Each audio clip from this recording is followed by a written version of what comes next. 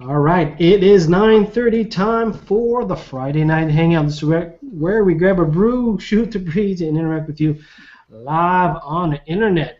Technical issues. I bet you it's because of Bell Internet Service. Bell Center, hockey games going out of control. Ottawa Senators seem to be leading the game, apparently. So, internet outages everywhere. So, hopefully, we can do the hangout tonight, but as everybody is getting all settled in, we'll do what we normally do, which is do a quick run of intros.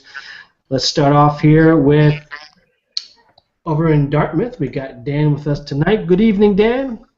Domo arigato, Mr. Roboto. All the way to Cape Breton, we got Carrie with us tonight. Good evening, Carrie. Good evening, folks. And we're going to the Valley. Lee is with us tonight from Hoogly's Beer and Booze Reviews on the YouTube. How's it going, Lee? It's going. All right.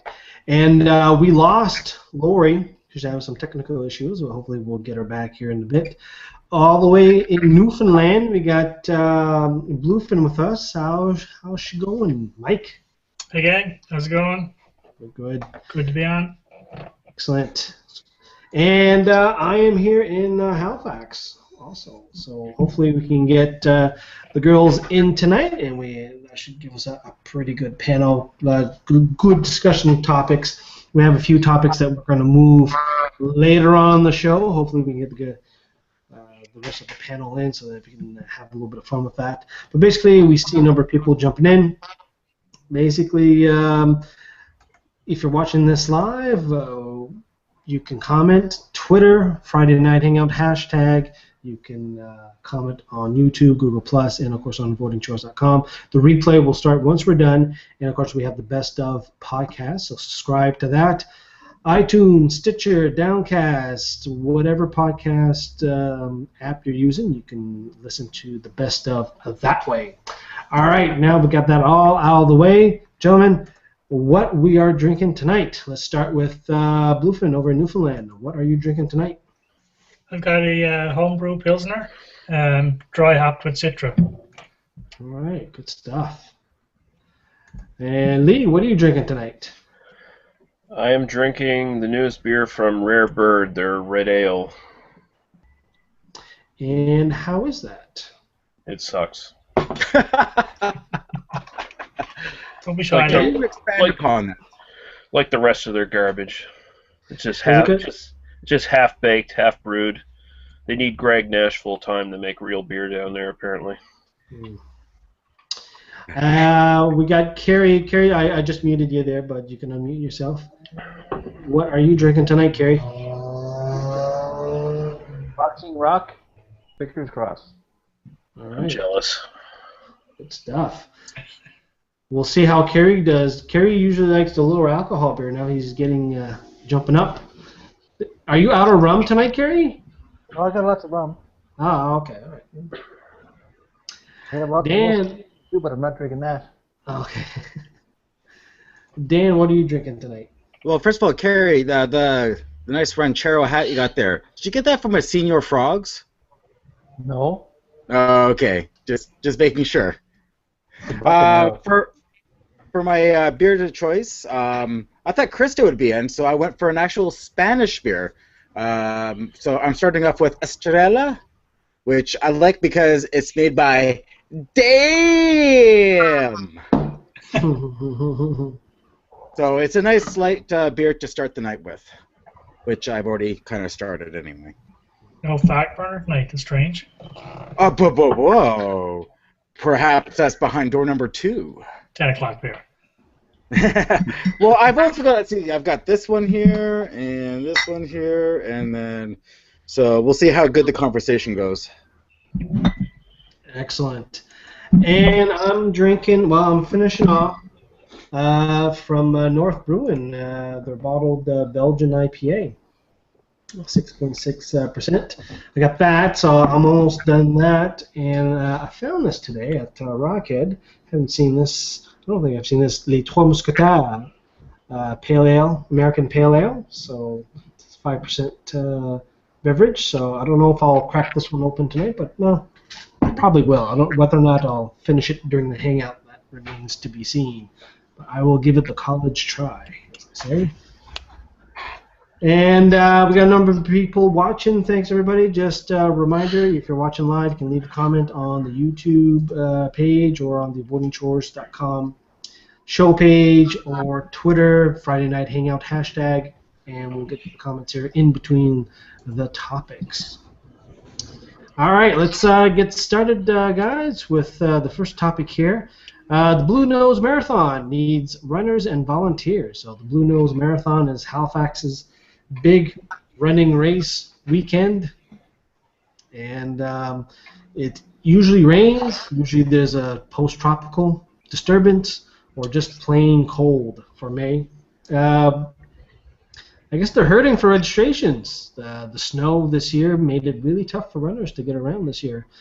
Dan, you're probably the more active runner in the group here. Did you sign up for Blue Nose this year? My schedule was really up in the air, so I couldn't commit to it. That being said, also with the, as you said in the beginning, the amount of snow made it really hard for doing any sort of training.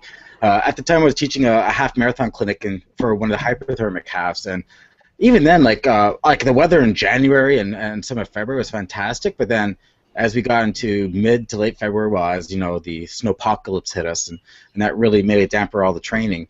So what they're finding is not just simply the fact that people are not just registering.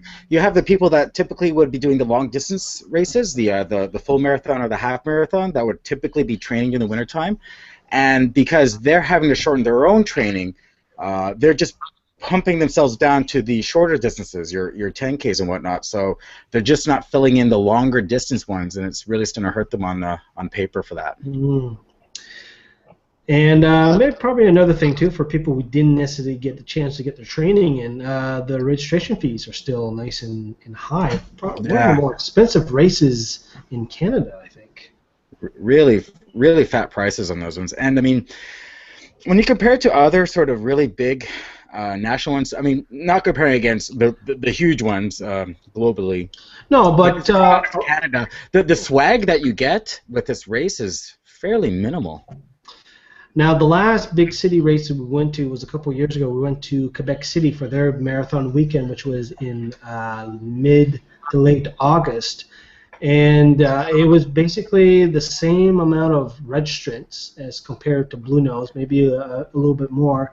But the level of organization in Quebec City was miles and beyond what it was, and the registration was cheaper. It was a cheaper race to do. So. Yeah, I mean, I've done ones in Ottawa. I've done the Quebec City one as well. They're pretty cheap in comparison. So yeah. I'm not sure where most of the costs are coming from, aside from, say, the government. They say Halifax police to help monitor the race are not cheap. Huh. It's kind of funny that yet another thing from Nova Scotia with the Blue Nose name on it costs an arm and a leg. Mm-hmm. What was the since we mentioned the Blue Nose and Lee mentioned it? Did you guys hear about the latest news about the Blue Nose today, or some stability issues with the ship? Oh my! They should just sink that damn thing. Lori, are you with us? I don't know. Okay, we hear you. We hear you. Hear you. Okay, thank God. Can you hear us? Jesus. Yes. Okay. Perfect. We were talking about the Blue Nose Marathon, the lack of potential participants and therefore volunteers this year. And is it a race? Oh, really? Yeah, well, people with the snow and stuff, people didn't get a chance to do their regular amount of training. Now, was the Blue Nose something you participated in? I did. Last year I walked the half marathon, and I had registered, both myself and my brother registered for the half.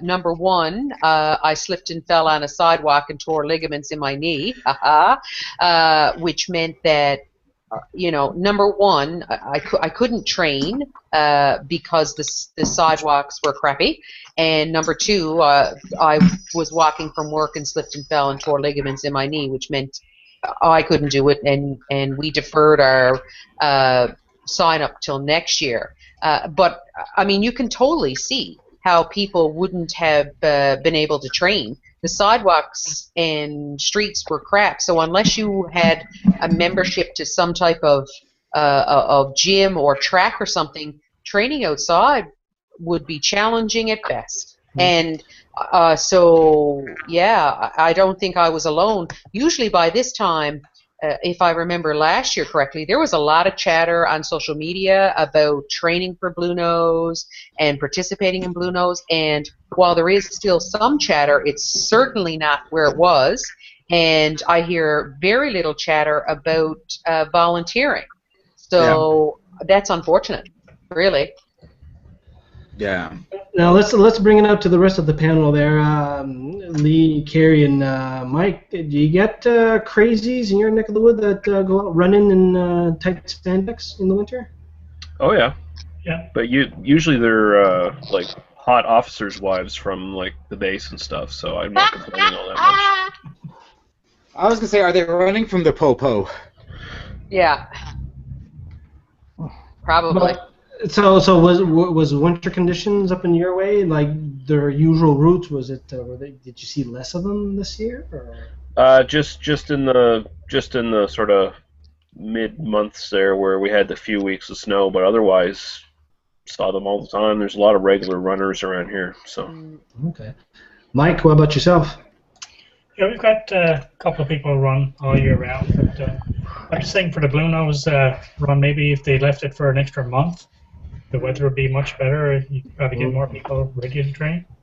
Yeah, but I think the Blue Nose kind of starts off the whole running season for the Maritimes. Yeah. Yeah. So we got Blue Nose. Because like you have people that internationally train for it that come here, so you can't really. It'd be hard to slide it for them that they've already been planning for months and months ahead. Yeah. Exactly. And let's ask Carrie. Carrie, any runners in your neck of the woods? Yeah, we've got a lot. We got a guy that works with us. He did the Boston Marathon last week. Oh, okay. Nice. I think there was 20 Cape Bretoners that ran it. So you could see them running down Highway to Lewisburg every Saturday morning and every Sunday morning. Cape Breton has a number of really good runs too, don't they? They have like the Fiddler's Run, Fiddler's Run, and a couple of other ones. The Cabot Relay is a huge one. Cabot Relay is a big one and stuff. So, yeah. There's one they do at the Fortress. Yes, you're right. There's quite a few. So yes, there are some people that are actively engaged in that sport. So whether or not to go to who knows, we run I don't know. So. Well, definitely the weather, the tough winter definitely has affected things down the line, basically, and you can still see it. Just people want to do hiking there. You know, you still got lots of snow in the woods. Well, it's funny you should mention that, Jim, because I was going through, I don't know, on Facebook, where they have this time last year, this is what you were doing, and this time last year, Krista and I did the hike from Mahone Bay to Lunenburg and back on the trail, right? Yeah. And I mean, I don't know what the conditions are like, but up until a couple of weeks ago, you wouldn't even dream of doing that. So the weather's made a big difference, and we had a couple of hikes under our belt by that time, by this time last year, and we haven't been out not once this year. No. I've been out a couple times just scouting a bit, and there's still at least 2 to 3 weeks in some spots, and it'd be very interesting. Let's do a quick check of comments, because we've been starting off great on the Friday Night Hangout. We've got a number of people watching. Thanks for watching. You can comment, folks, if you're watching live. Friday Night Hangout hashtag on the Twitter, YouTube, and of course on the Voting Chores website. We get a chance for everybody to refresh. let's start with Dan, who's watching on the YouTube, I believe. Yeah. What do we got? I got two comments aside from our own. We got PC Storm 1 saying, "Hey guys, it's a stout night for me. Start with my own oatmeal stout, but I'm now enjoying a North Brewing Belgian milk stout." Oh. And from Off-Grid Farmsteaders, Yes. I did the Blue Nose Marathon in 2007 and didn't enjoy it. The weather was fine, but jogging through the city was not what it used to be.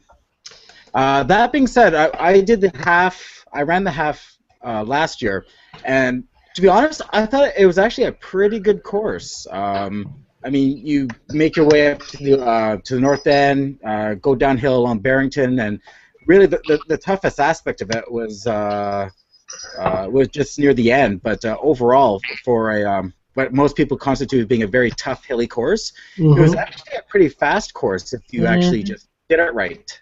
All right. Well, like to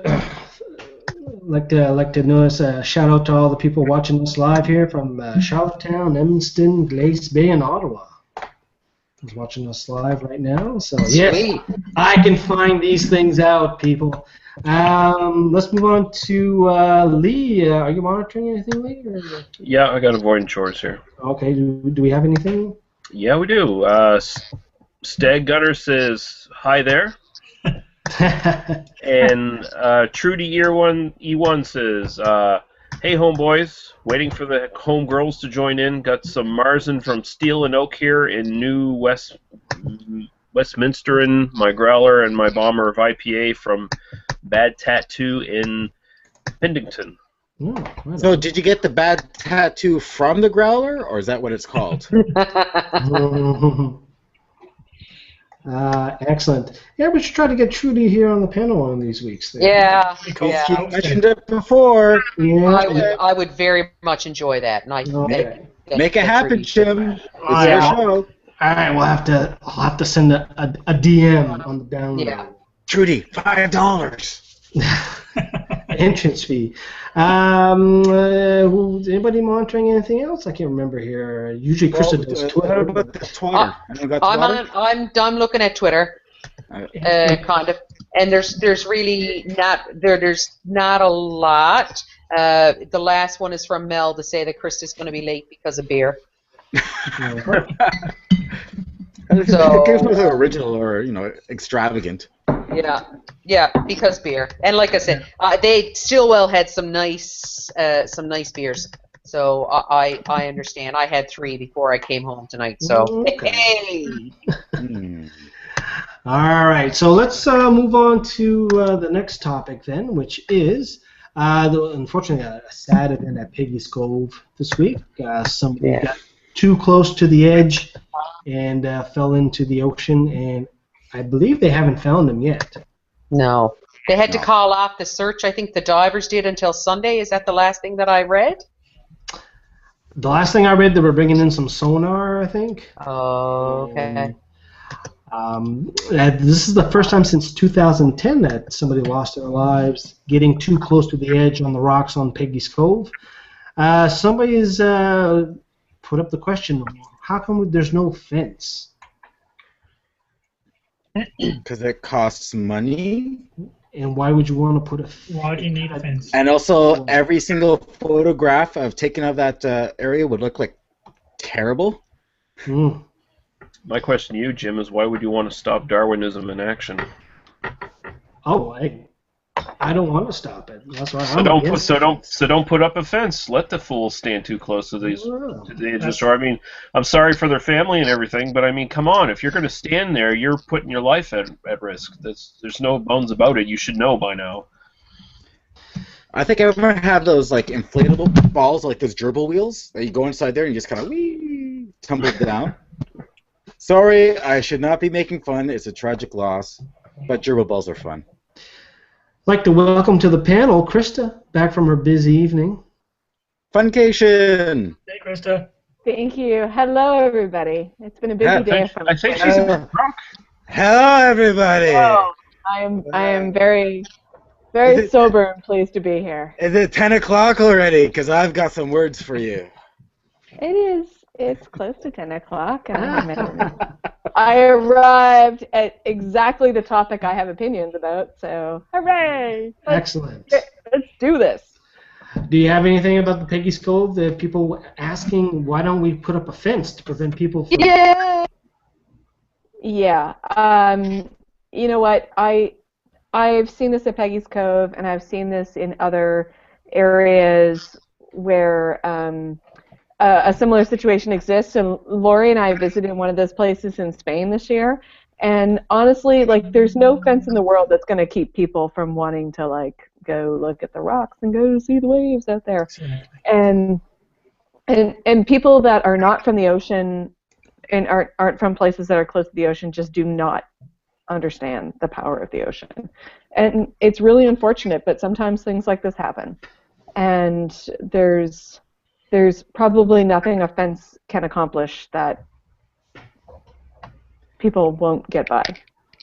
For example, there was that case of someone antagonizing the lions in a zoo, and they thought it would be even funnier if they climbed over the fence to antagonize them further. And you can see where the story is going to lead. Yeah. Yeah, exactly. Like, you're never going to get in the way of man, and I say man as, like, general, like, men and women, like, man's desire to want to, like, interfere with nature, for better or for worse. And sometimes it has unfortunate consequences, and unfortunately for us on the East Coast, that seems to happen at Peggy's Cove at least once a year or so. It's pretty sad, but you can't fence off every area. We've got a couple of beaches in our area, Middle Cove and Cape Spear. Very similar. Middle Cove has rogue waves fairly often, and Cape Spear is same as Peggy's Cove. Rocks. If you end up in the water, you're not getting out. Absolutely, and I mean, and Peggy's Cove is one of those things that if you're from there, or if you're from the East Coast, you know how to navigate it. If you go to Peggy's Cove, or if you go to any coastal outport like that in Nova Scotia, you grow up just kind of knowing not to, you know how to kind of read the ocean. You know not to go out as far as the waterline. You know not to go on the rocks that are black. It's the same reasoning when you grow up on the farm. You don't put your hand on the power takeoff, and you don't pee on the electric fence. Yeah, exactly. And you know there are signs, and like, I really do think that every reasonable effort is made at Peggy's Cove in particular, because that's the area I know the best. But you know, Lori, like, when Lori and I were in Spain this year, we were out at the end of Spain, and the environment, it's on the Atlantic Ocean. It's exactly the same as what you encounter in Peggy's Cove.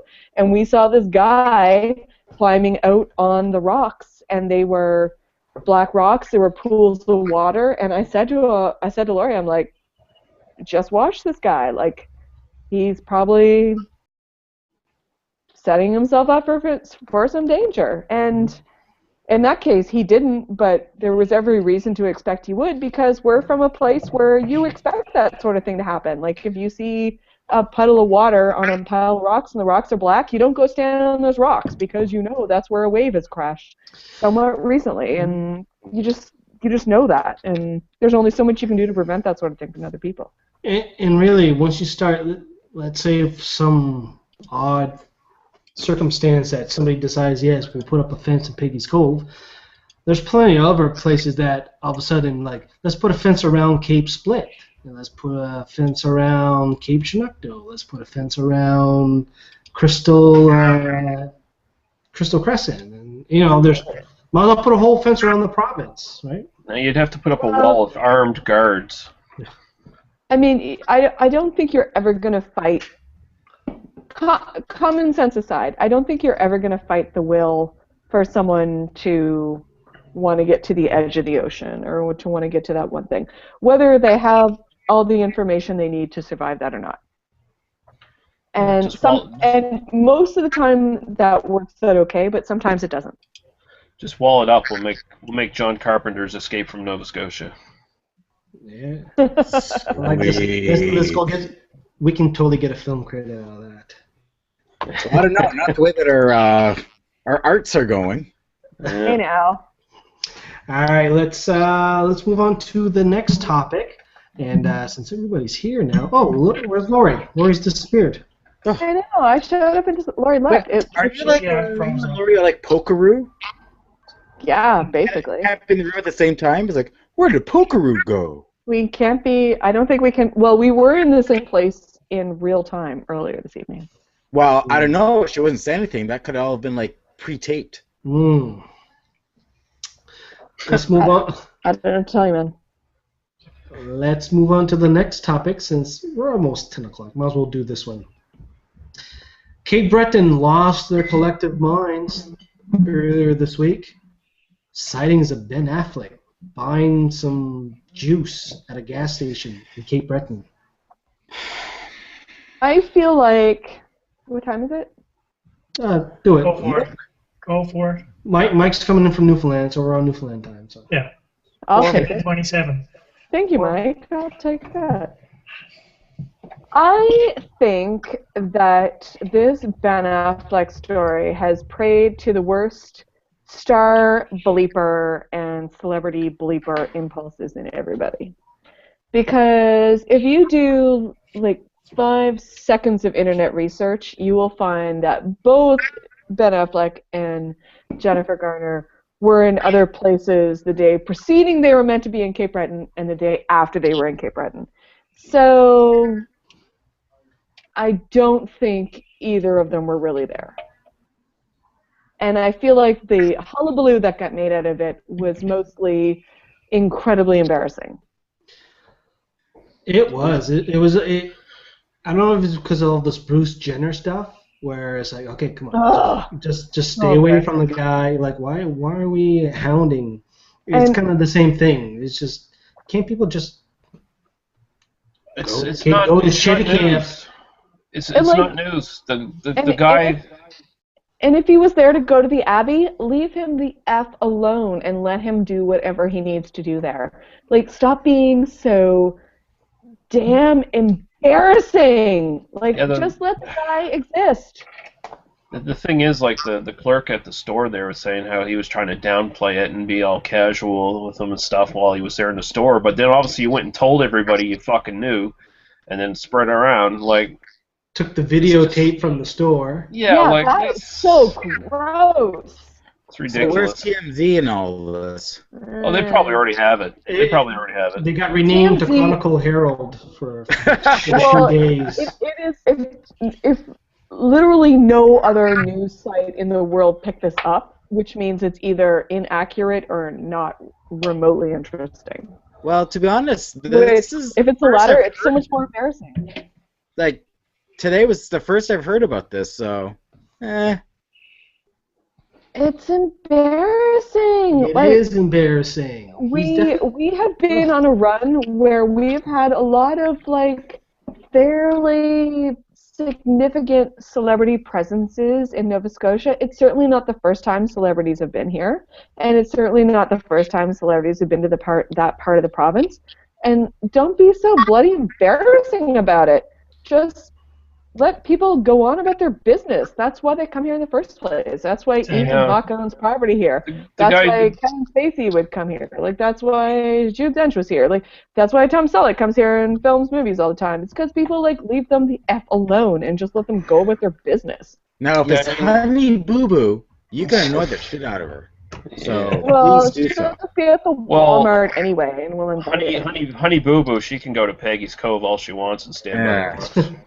Alex my spaghetti. Yeah, but man, Ben Affleck, he's kind of a jerk off. But I mean, he still deserves his privacy. You know, he's just going in to buy some damn Gatorade for frick's sakes. Like, leave him alone. Exactly.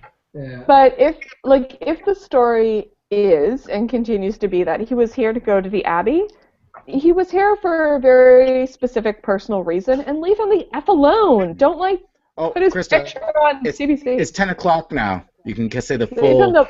Leave him the bloody hell alone and let him go on. Just let him go, like, buy gas and go to the Abbey and just deal with whatever he's here for. Ben Affleck has demons. Let him deal with them. Yes, he has lots of demons. He has relatives that own slaves. And he not be so so goddamn embarrassing about it, Nova Scotia. Fuck. He's got relatives who are slave owners, and he thinks Islam is a race. And, he's got all kinds of weird ideas going on. But we know why he was here. He was here to study ancient martial arts at the Abbey because he really is Batman.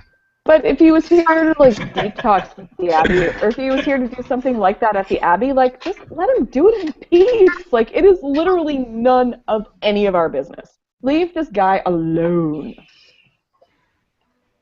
Leave him alone. Well, I didn't see him. So, yeah, our official Cape Breton correspondent didn't see him. Yeah. Therefore, I take Terry's word far more than I take some rando in shuttle camps. Well, let's ask our man from Cape Breton. Did the news travel to sit on the Sydney side of the island, Carrie, or it was kind of like this shuttle camp kind of craziness? Yeah, them guys over there, eh? We didn't hear anything about it here until it went on CBC. We got to watch CBC sometimes. So sometimes. We watch CBC all the time. And CBC is a public good. Now, if Ben Affleck ran down the street in a cocaine-fueled rage, throwing beer bottles at passers-by, that would be news, and that would be worthy about talking about. But the guy just went in and bought some Gatorade, so leave him alone. He might be at the Abbey detoxing. We don't know. First of all, I don't believe it was actually him. Second of all, if he was here, it is none of our damn business why he was here. Did he sign a check saying, "I am Ben Affleck"? Wink. I'm Ben Affleck. Wink. Wink. But you know what? Do I get the Ben Affleck discount? But I feel like in Nova Scotia, there any number of you guys could go wearing a hoodie and a ball cap and go "I'm Ben Affleck," wink, and they're people that we don't know the difference. Yeah, I get mistaken for Jason Statham all the time. It's terrible. Yeah, you should. I hope. Everywhere I go. I really hope you are getting. No, but Lee, I hope you're getting some free stuff as a result of that. Free suits. I just put on a bad English accent, and yeah. Oi, mate. I loved you in Snatch, by the way. Oi, governor. Oi, governor. And by the way, Snatch is a movie. Grow up, internet. Wait. Snatch is a proper movie. Grow up, internet. You're just. Oh, give up. Because taken out of context, that would sound really weird. You saying you liked me in Snatch. That sounds kind of weird. It really does. That being said, if you haven't seen Snatch, the regular movie, it is really, really good and it's worth seeing. It's by Guy Ritchie. Madonna's boy toy. And he's his own man. And moved on to Sherlock Holmes. Yeah, that's right. Yeah, but what's his last name though? Guy Ritchie. Strangely enough, if that movie was made now, where they make Hollywood, they make porn parodies over every movie now, the porn parody would have the exact same name as the actual movie. But it wouldn't be as good. See Snatch. I want everyone right now to go and Google Snatch and find it. Oh, no. What is wrong with you guys? Don't do that. All right, let's move on to comics. Google Guy Ritchie. Yeah. Google Guy IMDb, Ritchie Snatch. Ritchie. Yeah. Guy Ritchie Snatch. Google that. Oh my God. No, just Google Guy Ritchie. You'll be fine. Yeah, and you'll find a Snatch movie. No, don't Google that. You Google Guy Ritchie, you're still gonna see, a cunt. It's 10:05. So Jim, what were you saying about comments? Something? Yeah, about comments. Yeah. Is there anything on YouTube, Dan? Give me 1 second while I wind up the YouTube engine. Do I have a job? Where did Lori go? We lost her. Nothing on YouTube. So Nothing. apparently we've been scaring people off. Outrageous. Krista, do you have the Twitter sphere open in your neck of the woods? Or? I do. Trudy says I'm talking beer slow, but not Quaalude slow. So. I don't know. Or she's talking Quaalude slow, but beer fast. Yeah.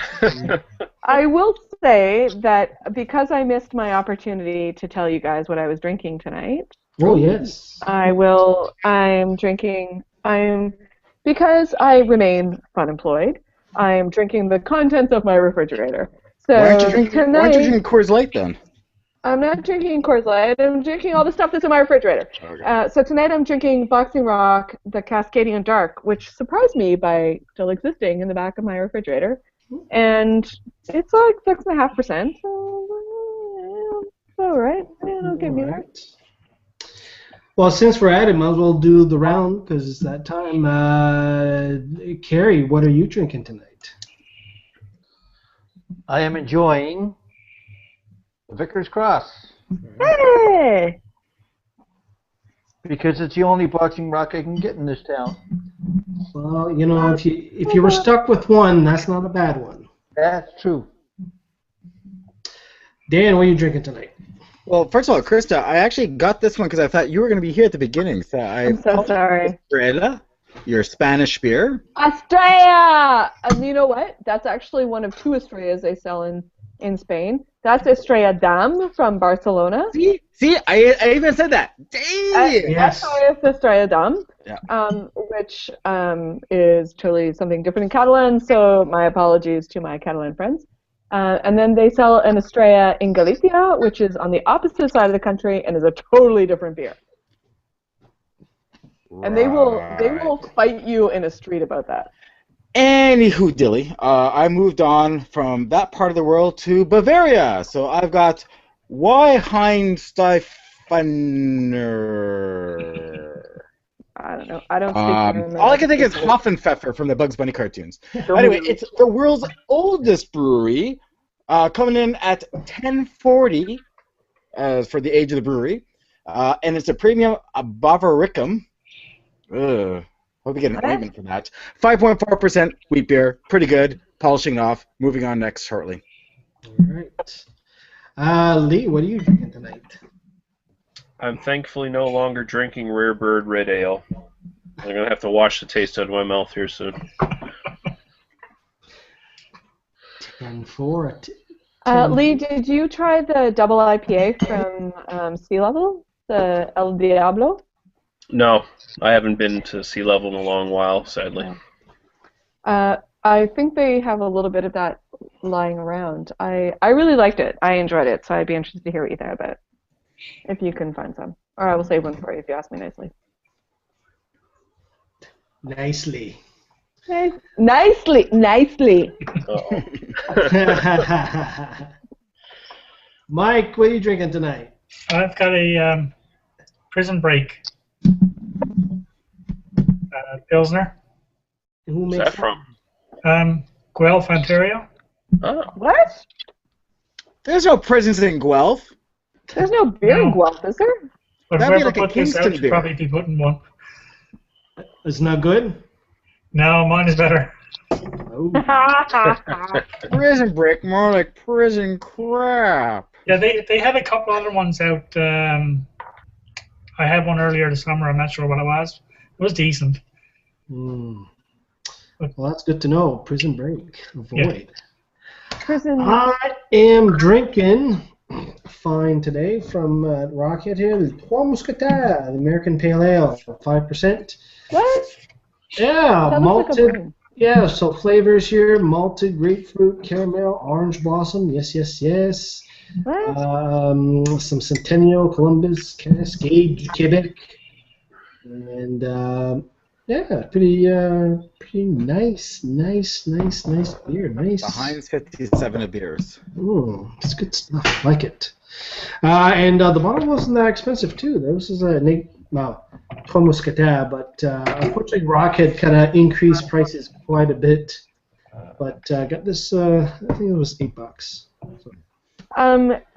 Both of us may have missed the takeover at Lion and Bright last week. We're not going to speak about that. Okay, no, okay. Because I was like, oh, that happened. Oh, Jim, you forgot to ask me what I'm drinking tonight. Dan, What are you drinking tonight? Well, apparently I finished the beer just now, so I am moving on to this one called Ye Old Fog Burner. Premium beer from Halifax. Again, 11.5%. Garrison. It's a barley Garrison. wine. It's not a beer. I am going to start a Tumblr page. Let me rephrase that. I am going to start an angry Tumblr page because I am not getting any love from you. I work hard for the bone. I defend this country's liberty and freedom, and I can't get a free Old Fog Burner from you. Or a probably t-shirt. I'm still going to drink Or a it. I'm still headband. going to enjoy it. But I some think maybe instead of like setting your bar at getting a free beer, you should set it lower at getting a free t-shirt. Yeah, should that be let's like for t-shirt? one of those like? Is this like American Funniest videos where it's only like videos of like young kids that actually win? Do I have to make like, oh please, Gallison, can I have a free beer from you? I'm a cute baby. No, you could get like a headband or a ball cap. Where? I'm not getting Bottle any opener. sponsorship from you, and I love your beer so much. Now, good news, Dan. Once the fog burner supply has extinguished itself, the Baltic Porter should be out. Hey, Pretty much at the that's same alright. time. You mean there's an end to this? Oh, does it ever really end? Fuck. There's Does an it end. ever But end? It never ends. I gotta go. You go first. I got that. Oh, all right, Lori's back. Yay! I don't know what this is like. It's after 10, right? I don't know what there's the two fuck Lories. is going on. I know. The real Lori. I don't. The other one. Oh, okay. All right, let's move on to the next topic, which is great time in Lori, East Coast glamping. Let me bring this up on the screen here so people can see what we're talking about. Okay. Okay, first of all, glamping should not be an actual word. It shouldn't. Should Glamping not be an actual word. It shouldn't be a thing. That's with made all up like due unicorns respect and to the- Bigfoot sommeliers. Yeah, but you know Glamping what? is not a word. With all due respect to the people who follow me on the internet, glamping is a word that should be punched in the face, soundly and without prejudice. Does this mean glamour camping or something? That is Exactly. That is exactly what I mean. You get prescribed for to clear up off of your skin. Yeah. So it usually accompanies like a pedicure and a facial. Like it's essentially a spa in a very fancy tent. Yeah, it is a spa in a tent. It's a tent that you pay like 5 times the price for. Is this But like a you're tent still- that you you're bring your still dog outdoors. in a handbag in? Mm-hmm. Problem. No. Glamorous camping. What do you expect? Well, I mean, take a look at this place. Wait a second. Maybe that's why Ben Affleck was here. Yeah. Oh, that's Go not like Ben glamping. Affleck was there. What? Guys, my Ben hammock Affleck does can not glamp look wherever like the hell he that. wants to glamp. No.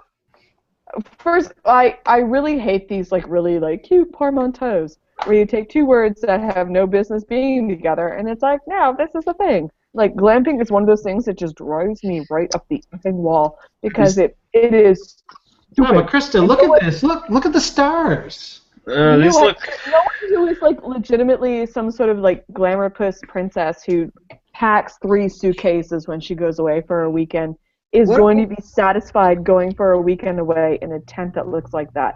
And nor is anyone who is a legitimate, it's essentially people who wear Canada Goose and Ugg boots and have a dog in their purse. What the fuck is a slumber pack? I don't know. I'm reading here. They have a fucking slumber pack. Mm-hmm. It's a slumber pack. I've got a sleeping bag that I roll into a dry sack. Is that the same thing? Yeah. Because I do not think it is. Yeah. A sleeping bag and a quart of rum. That's a slumber pack. Yeah. No, Wow. not even that. Like, single because, phone. well, I will say, like, as far as glamping goes, I am slightly more glamorous than Lee because I will hike to the place where my alcohol is located. I generally do not import it. All right. So we're That talking is the about only difference between us. So we're talking about price here. The Bear Bell Pack, which is just your standard TP canvas tent here, $125 a night, $350 for the weekend. You gotta be kidding me, man. Steep. I offer no comment on what Ew, that amount nature. of money can get you anywhere else in the world.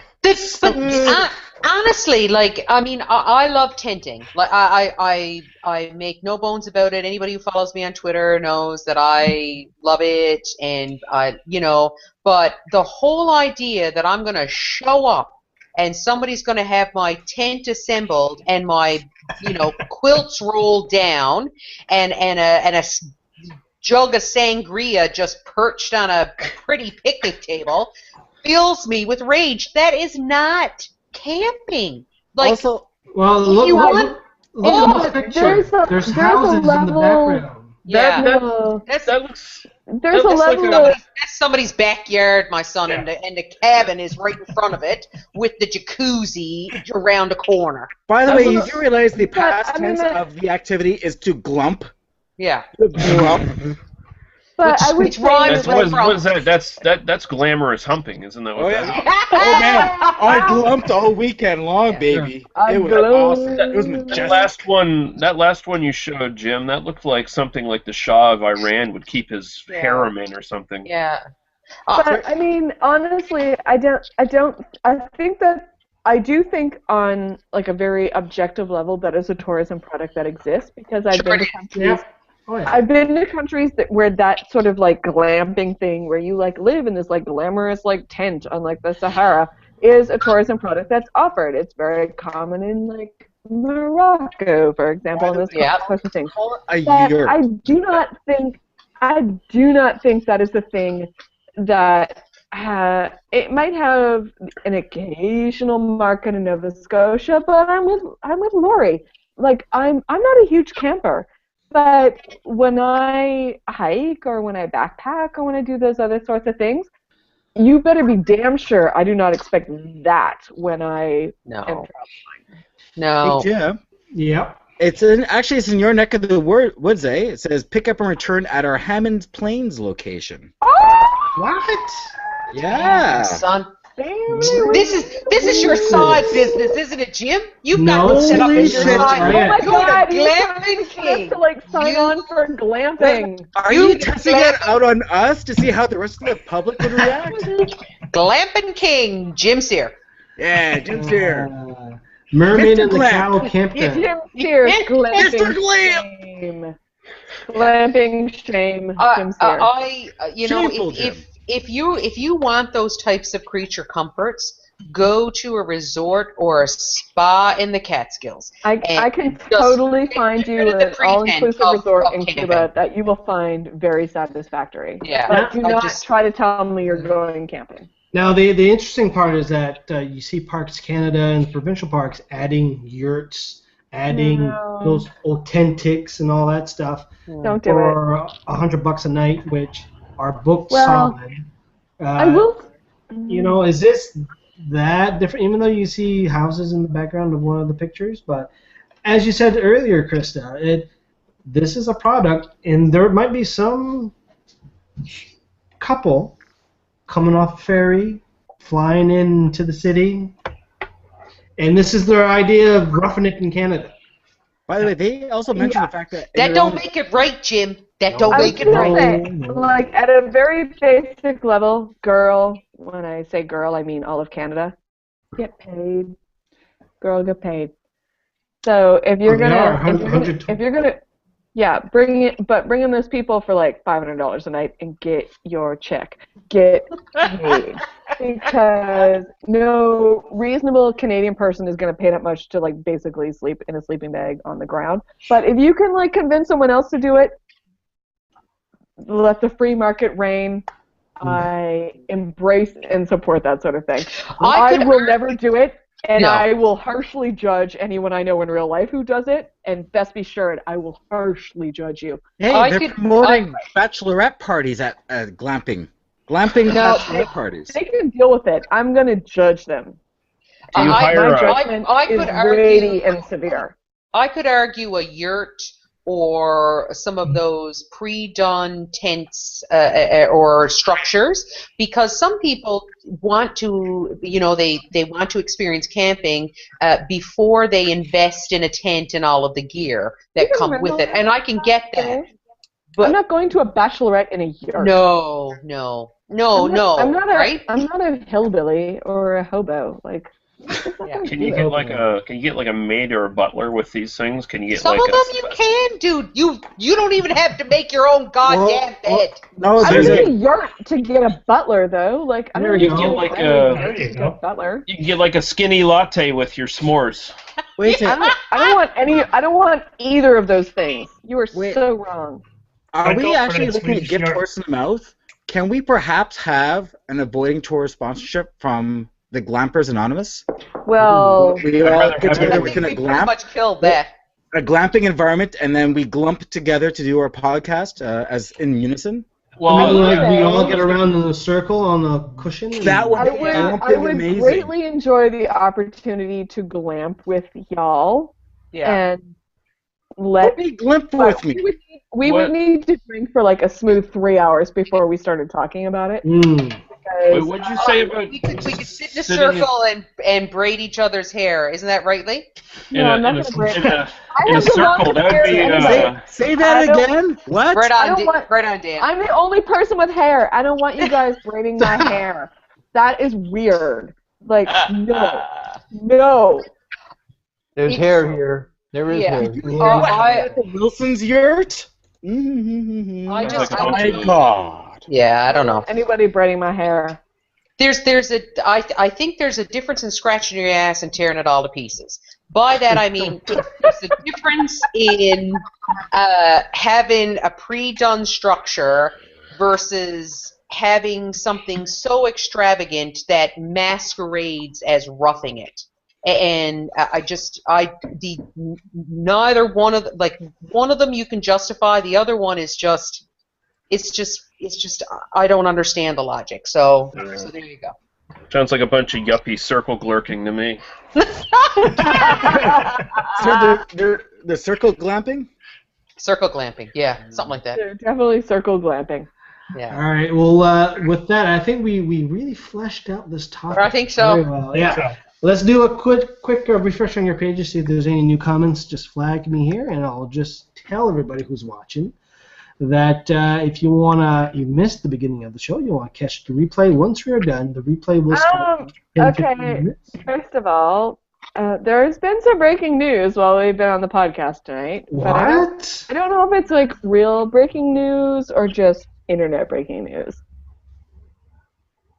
Basically, Bruce Jenner has finally admitted that he is a woman and is in the process of transitioning to a woman. Now, I don't know what that means because I'm with you guys and I'm not watching the television right now, which I can't do because I do not have cable television, but I will get caught up on tomorrow on the internet anyway. But that's like very exciting and interesting to me. Is that his press release, or is this TMZ gone wild? No, this is Bruce Jenner talking to Diane Sawyer, both of whom are very legitimate people. I got another breaking news. The Suicide Squad movie published on Twitter here the picture of Jared Leto as the Joker. The Joker? Yeah, I found that very disturbing, so I could not look at that on the internet. Yeah, it's very scary. I might have some nightmares. It was Which is- distressing.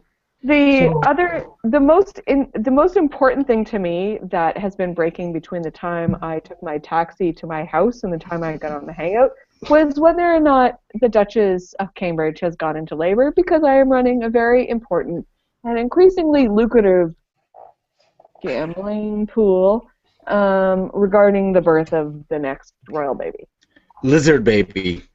No, I bet it's you not didn't- real. I bet it's you didn't not guess that a one, real eh? baby. Lizard It's baby. a real baby. It's a real baby. The Raelians are here, and they're Monday. That is Saturday night. That's not Friday night. Okay. Anything on the YouTube page, Dan? 9! I don't know what's going on. They're Come all on, on, YouTubers. perhaps they're all on Vimeo or Daily Motion or Well, you know what? I'm telling you. MySpace. I don't know. There's people watching here. We got I people. don't know what's going on. We're all on RedTube looking for glumping right now. Yeah, they're all at their bachelorette parties, all glumped out. They're clumped. Glumped. Clump. Okay, I'm putting a dare out to you guys. I dare you to put a comment on YouTube. Ooh, you dare. Dan, you be badass, man. I'd be You bad. I bet you can't. Whoa, I really bet you can't do it. Ooh. So yeah, nothing on YouTube right now. Okay, cool. Old Fog Burner? Lee, Delicious. Lee, anything on the Wooden Shores website? Yeah, 2 more comments from Trudy. She says, "Bad tattoo is the brewery, Dan," and and she didn't have an exclamation point on the end, but I assumed one. And That's she said, dry satire. and she says, "Yes, Trudy should be on the panel. Hello." Exactly. You know what? Yes, Jim. I welcome Trudy on the panel. Jim, Trudy needs to join our panel. spend some time away from your glamping business and look into this podcast again. All right. Trudy, expect a message. There you go. There you go. Trudy, we love you. We miss you intensely on the East Coast. We want you on the panel. There you go. Affirmative. That is the plea. That's it right there. Panel has spoken. While I No, was not having the whole technical panel. difficulties, Crystal, on did you behalf- talk about Ben Affleck yet, or is that coming? Sorry, we missed We did ban it. Okay. I gave a lot of opinions about that. You can get Fantastic. She Yeah. did. I feel like most of my opinions echoed what we discussed earlier this evening. Okay, fantastic. Do you have a rant for that, Laurie?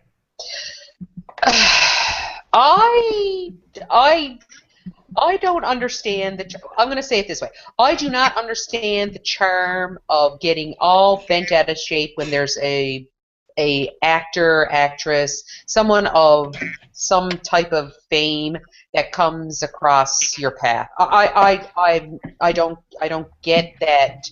Why it would be news. The guy came in for a bottle of goddamn Gatorade, and it got more news traction than. It wasn't him. It probably wasn't him. No, I know, but even the premise that it was him, and the fact that the guy came into a corner store to get something to drink, got more traction than some real severe issues. And this is what I don't understand the allure of. Gazing adoringly at them anyway. But this is a non-story. Yeah, all right. But all I'll put out there is Daredevil. Daredevil, right? I kind of lost, and he lost his appeal for me for Daredevil. But I don't get it. Gone Girl, really good. I mean, have you watched Gone Girl really closely? Me? I do it within a safe distance. Really? Have you watched it really closely? Wink. What? I don't. I'll wink again. Wink. I don't. Does he have a butt shot in the movie? I don't remember that. It's not. It's so much better than a butt shot. Wink. You're gonna have to watch it, Dan. Okay. I did, but I'm not gonna know where she's going. I'm gonna go back to my glamp. I think she's saying Little Ben makes an appearance. Thank you, Lee. Yep. Oh, you're talking about the shower scenes in that. So a baggage worker was trapped in an Alaskan Airlines cargo hold and called 911 for help. You forgot the term idiot in front of that. Idiot That's the term baggage idiot. handler. Did they fall asleep or something? Yes, he did on the job. How is he working? Nothing could possibly go wrong. No. I imagine in a cargo hold of a plane. It's goddamn cold. The And cargo noisy. hold of a plane is pretty, like Lori said, it's pretty goddamn cold. That's your first problem if you're on a cargo hold of a jet plane, of an Alaskan Airlines jet, most of which depart Alaska for continental United States. Your first problem is that you're going to effing freeze to death. So I'm just you need to remedy that situation immediately. This is a rare opportunity for Apple or Samsung or HTC to advertise the fact that their fucking phone was able to make a phone call while zooming in the air and still able to rescue a man's ass, Not the point. idiot man's ass, and get Not him the back. point. Actually. So as long as your phone is attached to an idiot, it will be effective. Yeah. So, I think there's an app for that. No. Is there an app that cures Darwinism? Is there? No. So my question bet you there is. was he in there and just kind of sorting through like No, items he went- and then like all of a sudden toppled over in a nap? Is No, that- no, nothing that remotely devious. He literally took a nap break when he should have been working. He even admitted to it. Ooh, okay, Realized- I just want to like throw down something. I'm going to throw down against this Alaskan Airlines employee. I am unemployed. I have no job, and I get up every day and I stay awake all day until 11 o'clock at night, and then I go to bed. Dude, So, I'm like tossing bags if all you day, can't make and through I gotta the get some sleep. day, I get up at 6 o'clock in the morning, I stay awake. I stay awake all day, and I literally have no employment to interfere Last night, with man, my I was at this day. sick rave, man. This sick rave. Nope, I was like, not I was a like problem. fucking dancing all night long. Ben Affleck was grinding against me, and I had to chill. And The it's sickest just thing that happens to me like is that Samsonite, sometimes and I it was like awesome. sometimes I have a really sick plate of sushi that interferes with my day. But that is literally the most interfering thing that happens in my sleep-wake cycles during the day. So I wake up at 6 in the morning and I manage to stay awake all day without the marginal like temporal interference of work or like coherent thought or anything like that that has to happen during the point of the day. So this guy literally has no excuse because some unemployed schlub in Halifax can manage to stay awake for like 14 hours a day without crawling into the belly of a cargo hold and flying halfway across the northern hemisphere. So yeah, you know what? I feel like of anybody basically on the planet Earth, I have the ability to say, you're a fucking idiot. Because if you can't stay awake for 3 hours and not fall asleep in the cargo hold of a plane, you do not deserve the job you have. And that is coming from someone who is unemployed. You haven't slept until you used an Air Canada suitcase as a pillow. It is majestic. I have used an Air Canada suitcase as a pillow, but you know what? I had a job at the time when I did it. Now I'm just unemployed. I do it for leisure, and I do not like chalk it up against a man's time. Don't be a hater, Krista. You're just a hater. That guy can just like effing deal with it. What I'm a bit puzzled by is the fact that at some point he had to know that that plane was going to take off. So yeah, you know what? You know who doesn't expect the plane's going to take off? People who are unemployed. But Lori, I need Maziz. It's not going to sit at the gate or on the runway for 4 or 5 hours so Buddy can have a snooze. Bro. So great. I don't. But my bros are watching me. I got Maziz. They're supposed to wake me up. Good to go. G to G. You know, he was wearing those headphones. He was wearing those headphones on. I do not care. Really... Oh my Jesus, Jim! All those planes eventually got to take off, right? You know what? You guys. I am going to step up, and I'm going to be the asshole that says I am employed, and I am unemployed, and I manage to stay awake every single day from 6 a.m. until at least 11 p.m. at night. Jim, so has there been any evidence POS? of weed involvement in this? Very it's sad case. It's not my problem. I am staying awake unimpeded. Doesn't say in the article, but hey, who knows, right? Yeah. I will challenge this guy to an alert off. I will do it. I will do it right now. Alert off. All right, staring contest with this bro. Yeah. Hey, I bro. will get in a staring contest with that bro. Because I can tell you right now, I can definitely stay awake longer than that guy. But you're absolutely right. All joking aside, he is very fortunate that he was able to contact somebody shortly after the flight took off. Because again, he would be a baggage-sicle if he didn't. Yep. And B, That's just science. I wonder if they're actually gonna trying to recoup the costs of fuel and time loss and all that sort of stuff from him. In which case, he will become an ex-baggage handler. Yeah. He's an ex already. You know what? Did they fire him? Oh, yeah. Oh, I'm sure they did. I hope so. Yeah. Because there are people who are unemployed that can stay awake longer than that guy. I can do that job. If the job is staying awake, I can do that job. He can nap all day now. Yeah. You know who can stay awake all day? This guy. Let's move on to the next topic. This is your woman. Yeah.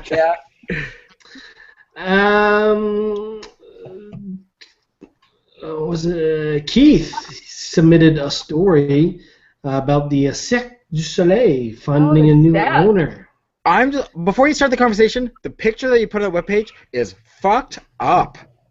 Holy shit. People are not, should not look like that, and B, should not bend like that.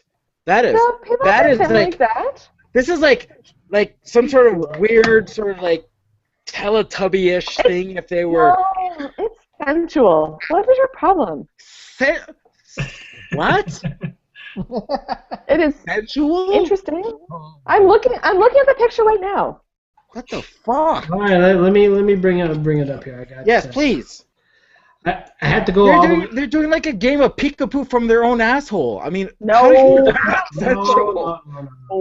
Is this picture you're talking about? Yeah,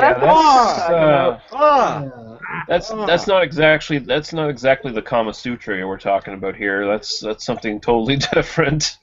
That is nightmarish. That's like from Hellraiser. Like, do you even understand what pornography is when you look at that? Like, come on. I mean, this one too. 2 acrobats, 1 cup. I mean, what are you talking about? Yeah, I just want to look at like good-looking dudes holding up other good-looking dudes. What is this all about? What's this monkey doing? No, I don't want to look at a monkey. That's weird. Does he have a bowl? I was just saying, I support the arts, but the arts don't always necessarily support me, if you know what I mean. I don't want to look at the monkey. I want to look at good-looking guys without wearing shirts. Like, is that too much to ask?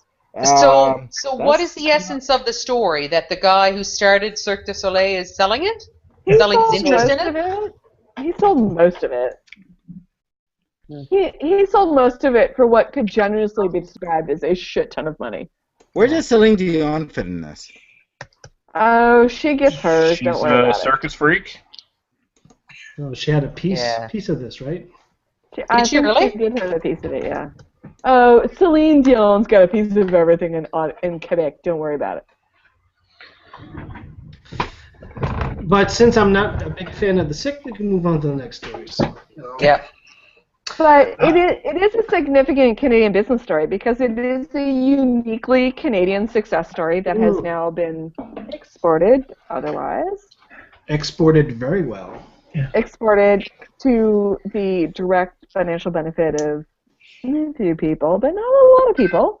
And you're taking what has been a very proud, uniquely Francophone Canadian product, and like I would say Quebecois product, and it's now going to become just like a generic, possibly, to be generous, a global thing, but probably a very like Chinese business oriented thing. So I don't know. I don't know what the future holds for this app. So, out of all, like, I mean, I know I've made some pretty rude comments about it, but all joking aside, is the issue ultimately the fact that ticket sales are slipping, or is the fact that they've just been mismanaged over the past couple of years and now they find themselves in this situation? I would say Guy Liberté found an opportunity to make kind of a shit ton of money off this, and sold it too much. Yeah, good time to get out. Yeah. Spend more time with his family too. I believe he's got fairly young kids. He does. He has. Yeah, he does have children that are quite young now. That he has children that are in their single digits to their 30s, I think. And you know, like there's nothing wrong with selling your business to make money, ultimately. But Canadians generally don't look at that as a really good move. Well, this is because we've been burnt so many times in those scenarios. So, I mean, we are a little bit jaded. Mm. Yeah. Let's move on to the next one here, because this one may be a little more interesting here. Dan suggested this one. Canadian kicked out of the UK, or will be kicked out of the UK, unless she can prove that her 45-year-old marriage has been affectionate. Prove it. How? Yeah, you need to prove it British style. What? Good I luck mean, with that. do you have to have, like, jars of liquid proof? I mean... No, just a sex tape would do, I guess. It's like... Not the how, just the why. Yeah, so her visa application was formally declined in 2014 on the grounds that she and her husband did not provide enough evidence to prove that their relationship was both ongoing and emotionally supportive. I'm just throwing this out right now. This is 45 years is the longest con ever done on record now, because apparently that's what the British government thinks.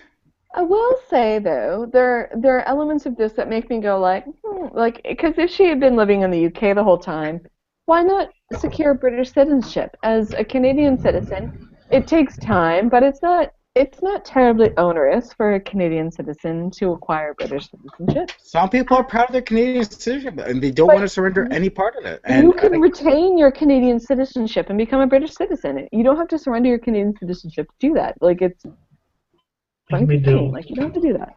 And, like, I do wonder... You do hear about these citizenship cases, and you hear about it in Canada, too, where people are like, oh, look, I've been in Canada for 20 years, and now I have to, like, get rid of my partner. It's like, well, why didn't you go through the process when it was easier, and it wasn't a crisis situation to do that? Because these processes do take time, and they are in place for a reason, and, like, why did you sit around in Britain for 45 years on what, like a visitor visa instead of securing indefinite leave to remain, which is the British equivalent of permanent residency, or secure British citizenship? Like, if you're there and you're doing it and you're married to a British citizen, it is not it's onerous, but it's not impossible. But my question is though, you know, how would one go about proving whether or not they're affectionate or not? Like, there's only one way to prove though. Yeah, but it's so subjective. The practicality of it doesn't make a lot. Yeah. Get on it. What are you gonna, like, invite them into a hotel room and say, hey, let's rat-a-tat-tat or let's get at her? Right? I mean, you know? I want to be the guy in the lab coat and the clipboard going, check. Yeah. That'd be the best way to stick it to them. You want to see it? All right, here's the show. Yeah. Oh, old people having sex. If you want to see, like, people who have been married for 45 years get on it, you're going to have to watch it. That's right. And they're going to look at you dead in the eye as they do it. They're going to just turn over. Yeah. Yeah. You know what? I would do it. I would do it out of spite, and you're going to watch it. You're just going to have to deal with it. Yeah. You're going to have to deal with it. But you're going to You're just going to have to deal with it forever. I don't know about this whole, proving, yes, well, knock boots, whatever, but why... Who judges what affection is? Like, this is where I'm struggling a lot, and a lot of people have sex and really don't like each other very much. So having sex with an audience isn't going to prove shit. But I will say though, and this is coming from my very privileged position as a white Canadian lady. But if I'm going to go live in the UK for 45 years, I'm not going to do it on an effing visitor visa. I'm going to get some proper status in the country so I can work and be a citizen and pay taxes and give benefits and all of those other things. Yeah, but they had a house in Ottawa. They were vacationing down in Malta. You know, they were globetrotting. None of those things are. All of those things are solvable problems, and they chose not to solve them. Mm. Well said. Well, I mean, I think Laurie actually hit it on the nail that how does one measure affection? And so I think when the government of Britain just posed that as a question, they pretty much put the foot in their mouth because, like, how do you measure that? And how are you going to now set a precedent for other people to follow? And what the hell is the criteria? Right, Do they like, measure it has to be measurable. Do they measure in inches or centimeters over there? I can't remember. or the number of oh babies and oh gods. They'll take inches. But I mean, on a practical level, like, how has this woman been able to stay in that country for 45 years without achieving some sort of permanent status one way or another? Whether it was as a permanent immigrant with the indefinite leave to remain, or on a path to citizenship. Like, how have you been able to just, like, F around for 45 years doing whatever? They were busy. No, they're not. There are lots of other people that have figured out a more secure path to citizenship and residency in the UK. And it did not take 45 years. And particularly if you're a white person from Canada, it does not take that long. And that is not racist. That is a fact. And with that, let's move on to the next round, which is Cards Against Humanity time. Hold it down. Did you have something, Dan? I do. First of all, for those who actually marked it on the calendar, this week we did celebrate Earth Day and all things that's good for the environment. So I just wanted to really start off showing a little program here, which I think should get more notice on for Earth Day, and it's about sex toy recycling. Damn. It has been Earth Day. Because, I mean, like, everyone should care about the Earth, and then we shouldn't be just simply throwing our dildos and our used sex bots into the trash. Should definitely not just be throwing your dildos out. We need to do proper recycling process for said items. So make sure, like, how does it work, this recycling of sex toys? You can see that they're putting the used dildo in an envelope, and you seal your sex toy in one of our Tyvek pouches, and then you send it off. And then, as you can see, they inspect to make sure that they are perfectly good. You can see the one guy on the one side there actually stroking the sex toy. Yeah, absolutely. That guy is working it. Acceptable. And then they put it through some sort of industrial grinder, and then they produce more sex toys, American-made, for the public. So what's good for the environment and good for the American policy community is to recycle your sex toys. So please, Internet, don't just throw it out in the waste like a barbarian. Recycle your sex toys. I think we can all agree this is win-win. Yes. So with our last sort of look into the books, I think we all had a good time with Chuck Tingle's What I think it's important to point out that we have not stopped having a good time with this since we have last met. Because but there's a whole wealth of other authors out there that are looking to cash into that Chuck Tingle money. I have frankly only focused on Chuck Tingle, and it has changed, and it is not hyperbole to say improved my life as a result. Because in the time between when I was last here and when I join you now, Chuck Tingle has only made my life better. For those who don't know where speaking when we say Chuck Tingle, he's an author of a very specific style of literature. Please see the best of avoiding chores from our last episode to get more details about that. But there's a wealth of other authors out there that are looking for that same level of exposure that Chuck Tingle has brought to the community. Sorry? I will never get So started on these are all legitimate books, again, that you can get from Amazon if you have very specific tastes. So the first one, it's by an author here. Let's see if I can look here. It's called Biker Werebear versus Wereshark Battle for the BBW. So it's about the story of a werebear who combats a wereshark for the affection of a big, beautiful woman. And you can read all about the battle that takes place for there. I'm going to. How much is that? Yeah.